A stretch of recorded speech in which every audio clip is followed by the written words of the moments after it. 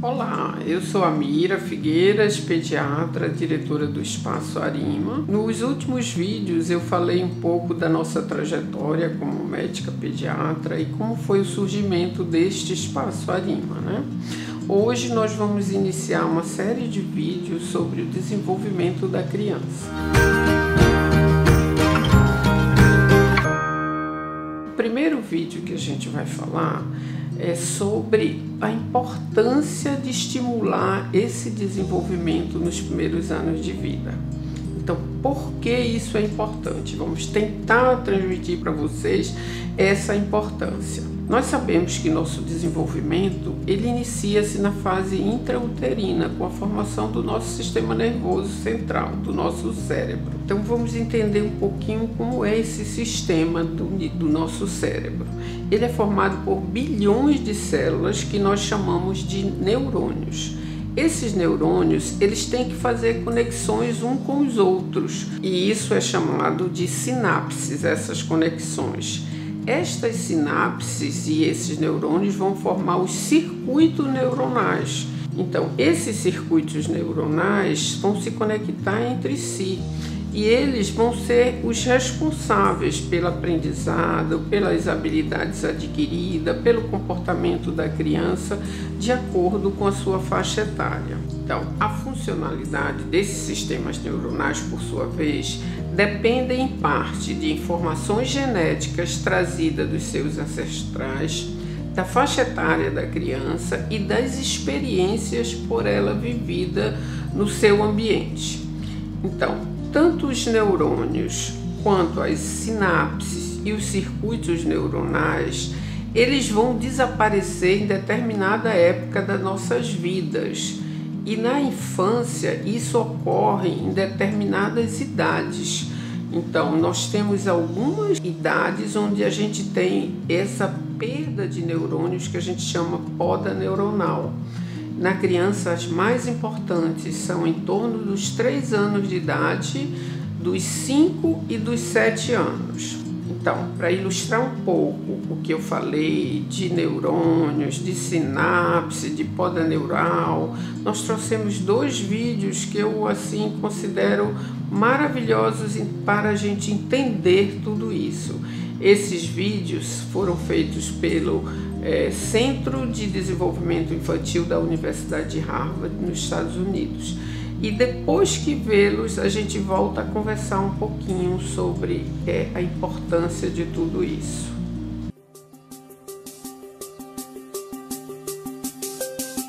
As experiências vividas pela criança durante os primeiros anos de vida têm impacto duradouro na arquitetura do cérebro em desenvolvimento. Os genes representam o diagrama a ser executado, mas as experiências moldam o processo que define se o cérebro formará uma base forte ou fraca para a aprendizagem, o comportamento e a saúde ao longo da vida. Durante essa fase importante do desenvolvimento, bilhões de células cerebrais, chamadas neurônios, enviam sinais elétricos para se comunicarem entre si. Essas conexões formam os circuitos que estabelecem a arquitetura básica do cérebro. Circuitos e conexões se multiplicam rapidamente e se fortalecem por meio do uso frequente. Nossas experiências e o ambiente em que vivemos determinam quais circuitos e conexões são mais usados. As conexões mais usadas se fortalecem e se tornam permanentes, enquanto as conexões pouco usadas desaparecem através de um processo normal chamado poda. Circuitos muito usados criam vias expressas para os sinais elétricos percorrerem as diversas regiões do cérebro.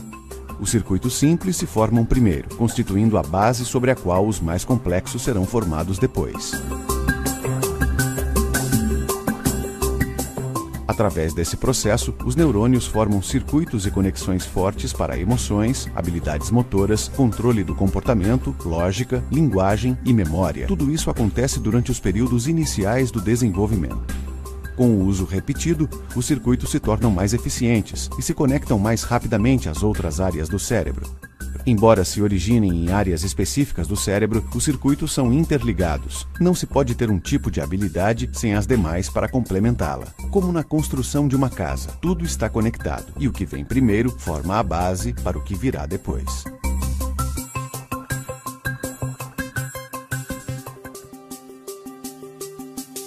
O Uma arquitetura sólida do cérebro se forma por meio do jogo de ação e reação entre a criança e os adultos. Nesse jogo de desenvolvimento, os neurônios formam novas conexões no cérebro na medida em que a criança instintivamente faz carinhas, sons e gestos, e o adulto reage de maneira bem significativa e focada.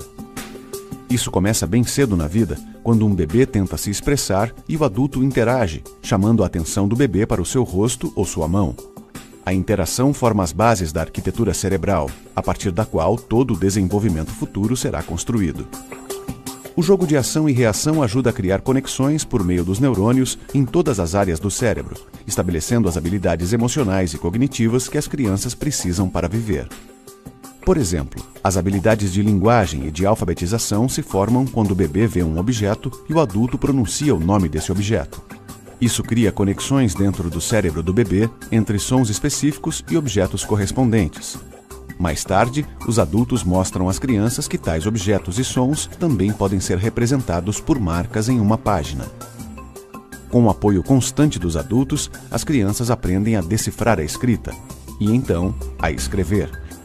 Cada etapa se constrói sobre a anterior. Assegurar que as crianças tenham cuidadores envolvidos no jogo de ação e reação desde os primeiros meses é promover a construção de uma base sólida no cérebro para toda a aprendizagem, o comportamento e a saúde pelo resto da vida. E aí, gostaram dos vídeos? Então, recapitulando, né?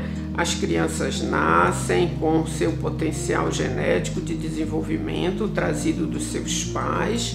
Porém, esse seu potencial, para ser atingido, é necessário que ela seja estimulada para que ela atinja toda a potencialidade da sua carga genética que ela traz de se desenvolver. Se essas crianças, de alguma maneira, não recebem esses estímulos na época certa, esses neurônios e sinapses vão desaparecer. Então, a poda neural vai ser muito mais intensa, a perda de células neuronais vai ser mais acentuada. Então, gente, aquelas sinapses que envolvem neurônios competentes e ativos na rede são as que irão permanecer, e a funcionalidade de cada um desses circuitos neuronais é o que vai nos permitir aprender, memorizar, perceber, sentir, somar, emitir opiniões, fazer reflexões, raciocínio em cima de estudos profundos, etc. Então, tudo isso depende de como foi a primeira infância dessa criança. Então, esse vídeo de hoje foi mais para a gente entender a fisiologia, como é que isso ocorre.